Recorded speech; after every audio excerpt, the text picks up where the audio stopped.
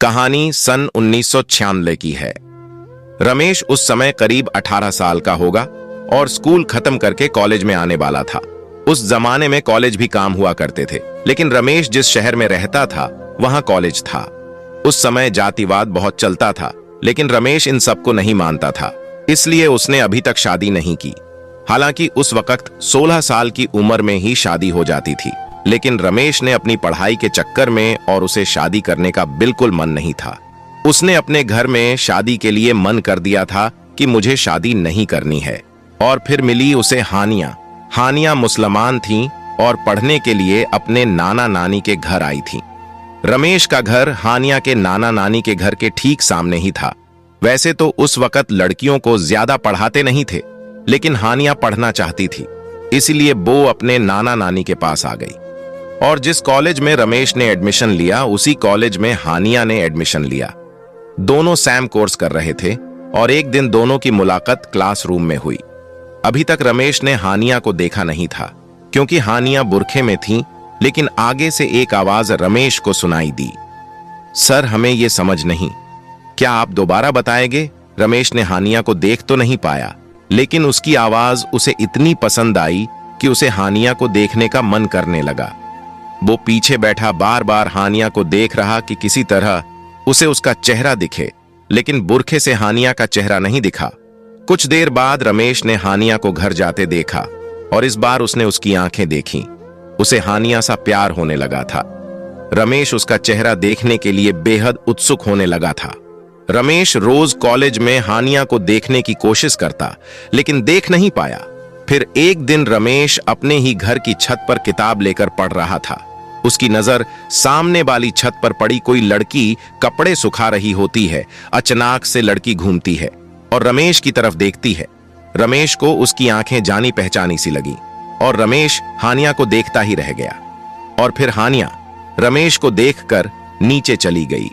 रमेश का दिल कह रहा था कि ये वही लड़की है जिसका चेहरा देखने के लिए वो कितने दिन से उत्सुक था। रमेश हाल ही सामने हानिया के नाना नानी के घर जाता है। रमेश को हानिया के नाना नानी अपने पोते जैसा ही मानते थे और रमेश उन्हें अपने दादा दादी जैसा कोई भी मुसीबत होती, रमेश उनकी मदद करता, क्योंकि उनके बच्चे उनसे अलग रहते थे। जैसे ही रमेश गया और दादी के गले लगते हुए बोला, बहुत भूख लगी है दादी, जल्दी कुछ खाने को दे दो। दादी हंसते हुए बोली, आ गया शैतान, चल दादाजी के पास बैठ, में खाना लेकर आ रही। हानिया उसे चुपके नजर से देख रही कि इसे नानी इतने प्यार से बात क्यों कर रही। दादाजी अखबार पढ़ रहे थे, रमेश उनके पास बैठा उनसे बात कर रहा था। तभी हानिया आती है और रमेश उसे देखता ही रह जाता है। दादाजी कहते हैं, ये हानिया है, हमारी बेटी की बेटी। और हानिया, ये रमेश हमारा बच्चा बहुत ध्यान रखता है हमारा। रमेश हानिया को देखकर खुश हो जाता है और उसके होश उड़ जाते हैं। तभी दादी उसे खाना खाने को कहती है। रमेश कहता है, हानिया तो हमारे कॉलेज में मेरी ही क्लास में पढ़ती है दादी। दादाजी कहते हैं, अरे ये तो और भी अच्छी बात है, हानिया को साथ लेकर जाया करो कॉलेज। रमेश ठीक है कहकर चला जाता है। अगले दिन सुबह हानिया के साथ रमेश कॉलेज जा रहा था। तब रमेश ने हानिया से बात करने की कोशिश की, लेकिन हानिया ने ज्यादा बात नहीं की। लेकिन रोज साथ में कॉलेज जाना, धीरे धीरे दोनों की अच्छी दोस्ती हो गई थी और दोनों खुल के एक दूसरे से बात लगे थे। पहले की तरह हानिया चुप नहीं रहती। कुछ दिनों से कॉलेज में एक लड़का हानिया को परेशान कर रहा था, लेकिन हानिया ने रमेश को नहीं बताया। लेकिन एक दिन रमेश ने अपनी आंखों से एक लड़के को देखा। वो हानिया का हाथ पकड़ने की कोशिश कर रहा था। रमेश ने लड़के को मारा और उसकी कंप्लेन की और रमेश हानिया से गुस्सा हुआ और बोला, तुमने मुझे बताया क्यों नहीं? उस हानिया रमेश को सुनती रही। धीरे धीरे हानिया को रमेश से प्यार होने लगा था, जबकि रमेश पहले से ही हानिया को अपना दिल दे बैठा था। कोई उसे गंदी नजर से देखे, रमेश को यह पसंद नहीं था, इसलिए हर वक्त रमेश हानिया के साथ ही रहता था। एक दिन रमेश और हानिया एक दूसरे को छत से देखकर मुस्कुरा रहे थे। दादी ने दोनों को देख लिया। जब रमेश दादी के पास गया, तब दादी ने मुस्कुराकर कहा, अपने दिल की बात उससे कह दी या नहीं?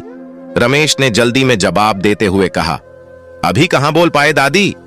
और रमेश को एकदम से याद आया, दादी को कैसे पता चला। और फिर दादी ने कहा, साथ अच्छे लगते हो, जल्दी हानिया को अपने दिल की बात बता दे। रमेश, दादी कहीं मना ना कर दे, इस बात का मुझे डर लगता है। दादी कुछ ही दिनों बाद घर चली जाएगी, फिर बैठा रहना, कोई और ले जाएगा उसे शादी करके। रमेश, नहीं नहीं दादी, शुभ शुभ बोलिए। रमेश अगले दिन ही रास्ते में हानिया को अपने दिल की बात बताते हुए कहता है, सुनो हानिया, मैं तुमसे बहुत प्यार करता हूं और तुमसे शादी करना चाहता हूं। हानिया मुस्कुराते हुए चली जाती है और शाम को घर आने को कहती है। रमेश शाम को घर जाता है। हानिया के नाना नानी और हानिया बैठे होते हैं। हानिया सब कुछ बता देती है अपने नाना नानी को। दादाजी मुस्कुराते हुए कहते हैं, तो कब करनी है शादी? रमेश और हानिया उनका आशीर्वाद लेते हैं। धीरे धीरे दोनों साथ में समय बिताते हैं और समय कब निकल जाता है पता ही नहीं चलता। कुछ दिनों बाद हानिया की पढ़ाई पूरी हो जाती है और हानिया अपने घर जाने से पहले सबसे मिलती है, खासकर रमेश से। हानिया रो रही थी। रमेश हानिया से कहता है, रो मत, घर जाकर चिट्ठी लिखना, मैं भी लिखूंगा, और मम्मी पापा से बात करो और बस फिर शादी करके ले आएंगे तुम्हें। हानिया रमेश को आखिरी दफा गले लगाती है और फिर चली जाती है। घर जाकर दोनों एक दूसरे को चिट्ठी लिखते हैं। करीब 20 दिन लग जाते थे दोनों की बात एक दूसरे तक पहुंचने में, जब तक दोनों एक दूसरे की चिट्ठी का इंतजार करते रहते थे। एक दिन हानिया के नाना नानी ने हानिया के माता पिता से बात की। रमेश और हानिया की शादी के लिए रमेश भी वहीं बैठा सुन रहा था, लेकिन हानिया के पिता इस शादी से इनकार कर देते हैं क्योंकि रमेश हिंदू था। लेकिन हानिया ने अपने घर में कह दिया कि वह सिर्फ रमेश से ही शादी करेगी। उस समय लड़की का इतना कहना बहुत बड़ी बात थी। उसके बाद हानिया के पिता ने एक लड़का देखकर हानिया की शादी तय कर दी। हानिया ने रमेश को खत लिखा कि उसके पिता उसकी शादी जबरदस्ती कर रहे हैं और वो कुछ करे। जब तक रमेश के पास खत पहुंचा, हानिया की शादी हो चुकी थी। रमेश हानिया के घर पहुंचा, लेकिन वहां कोई नहीं मिला। हानिया के माता पिता भी वहां से दूसरी जगह रहने चले गए। ये बात हानिया के नाना नानी तक को पता नहीं चलने दी। हानिया करीब 1 साल बाद अपने नाना नानी के घर आई। जैसे ही रमेश को पता चला हानिया आई है, रमेश भाग कर गया। रमेश ने हानिया को देखा। हानिया नजरें चुकाए खड़े रही थी। उसने रमेश को नहीं देखा क्योंकि अगर वह रमेश को देखती तो फिर वापस नहीं जा पाती, फिर दुनिया उसे कलंकित कहने लगता। हानिया के आंखों के नीचे काले गड्ढे पड़ चुके थे। हानिया चेहरा देख रमेश समझ गया था कि हानिया वहां खुश नहीं है, इसलिए रमेश ने हानिया से कहा, अब यही रहोगी ना, वहां मत जाना, अब हम शादी कर लेंगे। हानिया ने रमेश से कहा, आखिरी बार माफी मांगने आए हैं, हमें माफ कर देना, अब हम किसी और के हैं, वो हमें जैसे रखेंगे वैसे हमें रहना पड़ेगा। हानिया इतना कहकर चली गई। रमेश बस रोता रह गया। हानिया सारे जुल्म सहती रही बिना कुछ बोले और रमेश की मोहब्बत अपने दिल में दबाए बैठी रही। क्या हानिया ने सही किया वापस जाकर? तो दोस्तों अपनी राय कमेंट में जरूर बताएं। कैसी लगी आपको ये कहानी?